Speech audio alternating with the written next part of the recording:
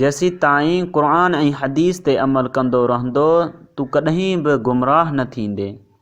जेसी ताईं माउ पीउ जी ख़िदमत कंदो रहंदे हमेशह कामयाब थींदो रहंदे।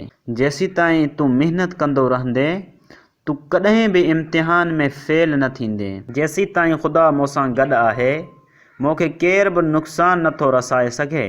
This is Mohammad Asim and you are watching the Mountain of Knowledge। तव्हां दोस्तों हिन तरह जा सेंटेंस इंग्लिश में ठाहिण सिखण चाहियो था त हिन वीडियो खे कंप्लीट ॾिसो। Are you new in our channel? So don't forget subscribe the channel and press the bell icon for new amazing videos। So without wasting the time let's get start the topic। सभ खां पहिरियां पंहिंजो लफ़्ज़ जेको ईंदो जेसी ताईं जी English थींदी as long as। छा थींदी? as long as। इन जे स्ट्रक्चर जे अंदरि सभ खां पहिरियां पाण लिखंदासीं as long as, हुन खां पोइ सब्जेक्ट खां पोइ अॻिते जेको पंहिंजो थोरो घणो सेंटेंस हूंदो। ठीकु आहे, लॻायोसीं। उन खां पोइ प्लस जे अंदरि पाण खे ॿियो सेंटेंस लॻाइणो आहे। उन खां पोइ सब्जेक्ट, हेल्पिंग वर्ब ऐं ऑब्जेक्ट, यानी ॿियो सेंटेंस लॻाइणो आहे पंहिंजो। ठीकु आहे, इन जा जुमिला कीअं ठहंदा इहो पाण अॻिते ॾिसूं था। जेसी ताईं ख़ुदा मूंसां गॾु आहे मूंखे केर बि नुक़सान नथो रसाए सघे। As long as God is with me, no one can do me any harm।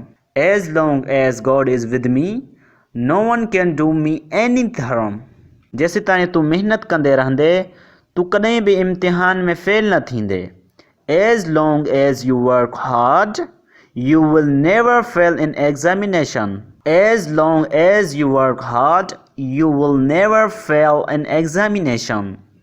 जेसी ताईं तूं माउ पीउ जी ख़िदमत कंदो रहंदे हमेशह कामयाब थींदो रहंदे। जेसी ताईं तूं माउ पीउ जी ख़िदमत कंदो रहंदे हमेशह कामयाब थींदो रहंदे। As long as you serve your parents, you will ever succeed। As long as you serve your parents, you will ever succeed। जेसी ताईं क़ुरान ऐं हदीस ते अमल कंदो रहंदे तूं कॾहिं बि गुमराह न थींदे। जेसी ताईं क़ुरान ऐं हदीस ते अमल कंदो रहंदे तूं कॾहिं बि गुमराह न थींदे। As long as you act on holy Quran and Hadith, you will never go astray। As long as you act on holy Quran and Hadith, you will never go astray। तो दोस्तों उम्मीद आहे त तव्हां हाणे पंहिंजा जुमिला हिन तरह जा ठाहिण सिखी विया हूंदव।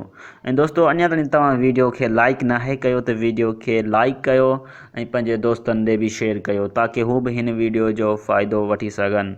Thanks for watching. See you in next video. Take care. Bye by.